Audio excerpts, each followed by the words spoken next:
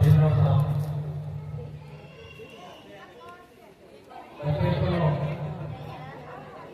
అంటే ఎంతో మంది ఒక సీక్రెట్ నుంచి వెలుగులోకి ఒక అభివృద్ధి ప్రయాణంలోకి తీసుకొచ్చినటువంటి 39 సంవత్సరాల సుదీర్ఘ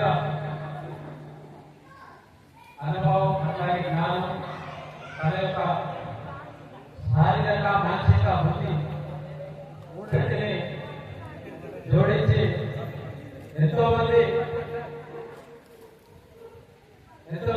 ఒక మంచి మార్గంలో నడిపించి ఈరోజు పదవి విరమణ పొందుతూ కూడా ఒక నిత్య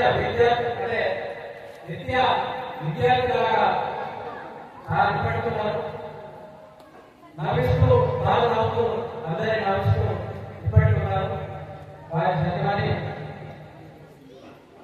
సింధు తాయి తర్వాత కూతురు కొడుకు వాళ్ళందరికీ కూడా నా తరఫున శుభాకాంక్షలు.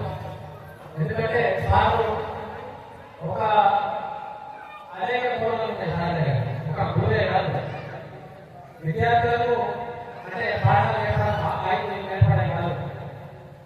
వాళ్ళ దగ్గర ఏమున్నది, మట్టిలో మనం ఏ పాట చేస్తే వస్తుందో అట్లా ఒక విద్యార్థిలో ఏమేమున్నది దాన్ని బయటకు తీసేటువంటి గుణం సాధారణ. ఇలాంటి గుణం ఎవరి దగ్గర ఉండదు. సహజంగా ఇలాంటి గుణం ఎవరి దగ్గర ఉండదు.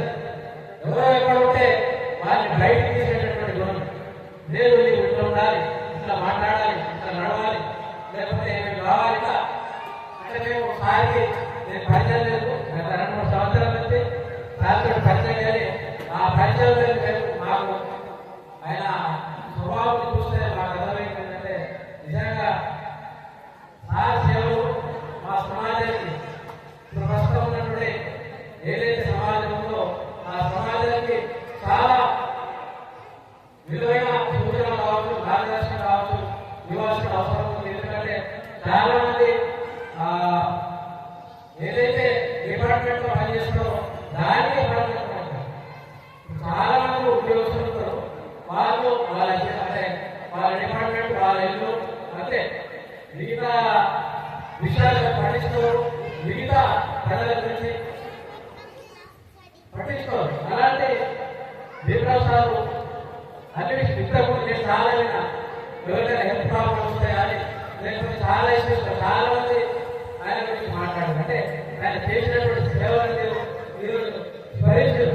అంటే రేరుగా 1000 మందిలో ఒక ఉపాధ్యాయుడు కూడా అలా ఉన్నారని నేను భావిస్తున్నాను. ఎందుకంటే ఈ కాలంలో భీమరావు సార్ అనే ఉపాధ్యాయులు దొరకరు. ఇప్పుడు ఇక్కడ మా కొరగ సీతారాం ఆయన కూడా టీచర్ కాదు, అన్ని రంగాలు అయినాయి. సార్ అన్ని రంగాలు అయినాయి. అట్లా సమాజం కోసం కుటుంబాన్ని చూస్తూ సమాజాన్ని ఒక దిశలో నడిపిస్తున్నటువంటి మహానుభావుడు ఆయన.